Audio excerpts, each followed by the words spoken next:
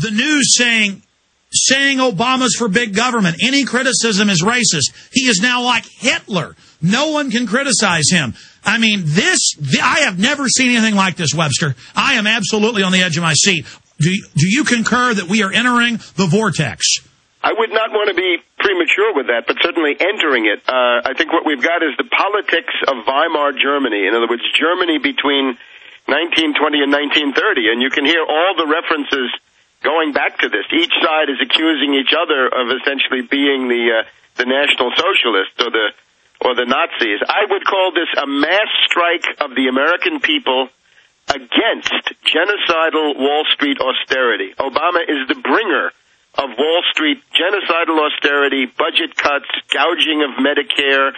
In some ways, it's a defense of the New Deal institutions against the onslaught of Obama, because the centerpiece of what he's trying to do is to destroy Medicare, which is the great fruit of the late And he does it, well, here's the thing, he does it with left cover, and I'm watching the town halls. That's another key. About 40% or so get up and say, I'm a Democrat, I'm sick of your wars, and you're actually gutting health care. People are actually reading it. He really is a fascist, like you said. I think it's the fascist corporate state. I think that's the only accurate term for this. I wouldn't want to hasten too far into Germany in the 1930s. I would stick with my Mussolini comparison, a somewhat softer version, but still fascism. The American people are rejecting this idea that they should be euthanized and indeed become the victims of genocide to save the bottom line of a private health plan or indeed of a government health plan. They're rejecting the bailouts because that is where all the money went. And they're also rejecting the spirit of oligarchy and elitism that comes out of every pore of Obama, his disdain, his hauteur, his effete snobbery that he inflicts on the people. I also expect something to happen on the left. That's what I've been working on this week. Right now you can say Obama combines the worst aspects of Carter. He's got the economics of Carter.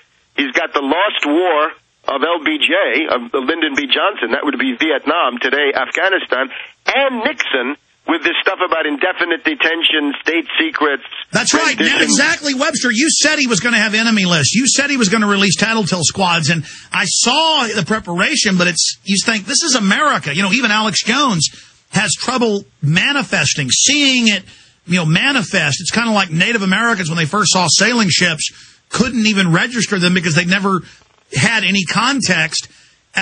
The White House openly says tattle on your neighbors, report any criticism, thugs going to people's houses and death threatening them, beating people up. I mean, they really are scum.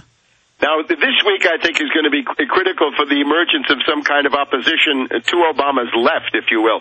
The Washington Post here of Sunday publishes an analysis from General McChrystal, the current commander in Afghanistan. This is one of the protagonists of torture. He was one of the big torturers in Iraq, and now he's been named by Obama, handpicked by Obama. And the word is that the U.S. is taking on security commitments and political commitments that will last at least a decade, 10 years, and will cost more than the Iraq War. And everybody knows that McChrystal, behind the scenes, is demanding a doubling of the current U.S. troop strength. 44,000 extra on top of the 40,000 that just got added to the 30,000. So you'd be up to Iraqi levels. He seems to be carrying out essentially a Soviet strategy. The Soviets went for 10 years with about 120 or 130,000.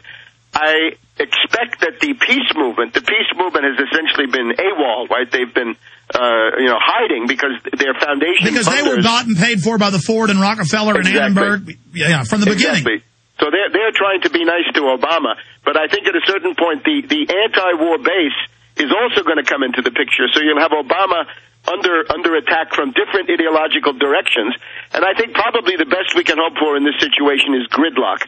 I think the forces arrayed in the Congress right now are so evil on both sides that the best we can hope for is absolute gridlock. They should fight each other to a standstill and give us a chance to really work out some issues, economic program, how you put an end to these imperialist wars, and also how you roll back this domestic police state, which Obama is pushing as much as Bush, or some cases more than Bush. No, unlimited wiretapping of all Internet, no free speech, tracking everyone, no fly list for people with bad credit, then you can't own a gun, secret list. I mean, Tarpley, this is off the chart. Yes, it's a new low in American history. But again, when the pendulum swings so far, the countervailing forces come into play, and of course that's us. So we better make sure that we come into play and get out there and do something about it. I am calling on leftists in particular who have not been doing their share of the fighting. They've been lying low and being nice to Barkey. They've got to get out there and provide some leadership, and that means we need large-scale peace demonstrations in Washington, D.C. this year, in September, in October, before the weather turns bad. We're going to need challengers running as Democrats or Greens or Independents or whatever they are, challenging Obama in the 2010 elections. Those people need to declare now. And we're going to need a primary challenge to Obama, similar to what Eugene McCarthy and Robert Kennedy did to Lyndon B. Johnson back in 1968, or similar to what Teddy Kennedy did to Carter, in order to contain this presidency, which, as you say, is running amok. It's an anti-constitutional monstrosity. We're going to go to break and come back and take calls for most of this hour and then get into eugenics. But, Webster, you know, the issue is, what do you see them doing in the order of false flags? Or will they just engage in the false flag of playing the race card, saying all these people that oppose Obama are Klan members? They're now saying that, invoking race, and really scaring a lot of kind of dumbed-down liberals who now really believe that if you have any political view in America outside the dogma of Obama's handlers, you are a Klan member. I mean, this is outrageous poverty pimping, isn't it?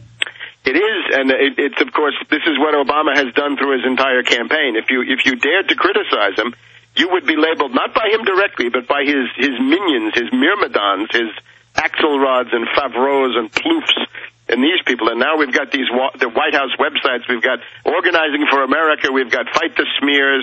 We've got the Flag website. We've got the Reality Check website. We've got a proliferation of websites. Soon we'll have as many websites as czars.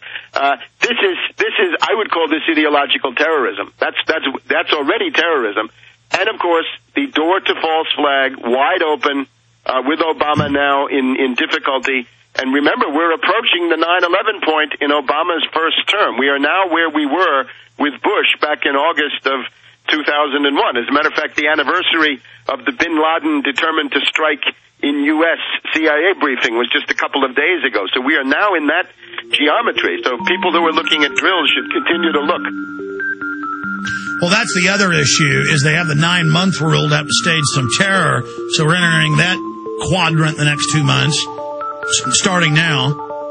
And I'm having my YouTube video shut down, and YouTube says that the Hive says they're racist. So I may not be on air much longer. They're saying they're on there saying I should be taken off the radio as well. I mean, they're 1 inch away from coming and arresting me.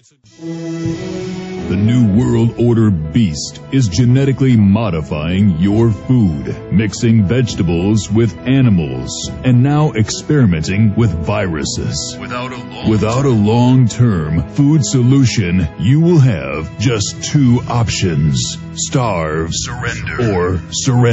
All canned food supplies will eventually run out. What then?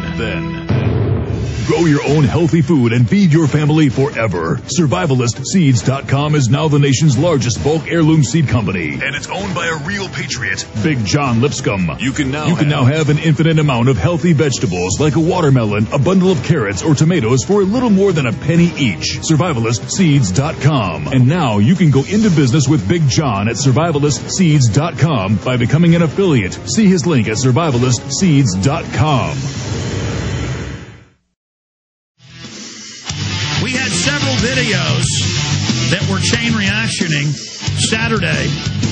One of them got 130,000 views in just an hour and a half, so they took it off the main page. The others they just erased. And they said, criticism of Obama is now racism. And they commented and bragged, and YouTube said, yes, when the commissariat, when the political police or the Gestapo or the SA, that's more akin to it, the thugs in the streets say you're bad, we don't even look, you go down. This is official. It's in the article. But let's go to calls right now. We'll get into that later. Who's up next here, John? Chris in Maryland, you're on the air with Webster Tarpley. Go ahead. Hey, what's going on, Alex? How you doing? Good. Worldwide broadcast. Go ahead. Yeah, one quick question. Can you post some of these documents like, this is the quick question before I get my question here, about these documents like the SARS statements and Obama's health care plan? The SARS statements. Yeah, well, you know, like these things that the SAR says that if, whatever you said earlier about the SAR making the statement that anything said against Obama would be, you know, likened as, you know, anti-Obama racism. We broke the news a week and a half ago because a listener sent us, said, look, the White House has announced, report on anybody criticizing Obama, report this to authorities and report it to us. And now they've got them out doing this. And then we've linked to the different bills. We've linked to Tom Daschle's quotes, who helped write it. I mean, go read it. I mean, we've posted a whole bunch of articles that then have links to the subsections.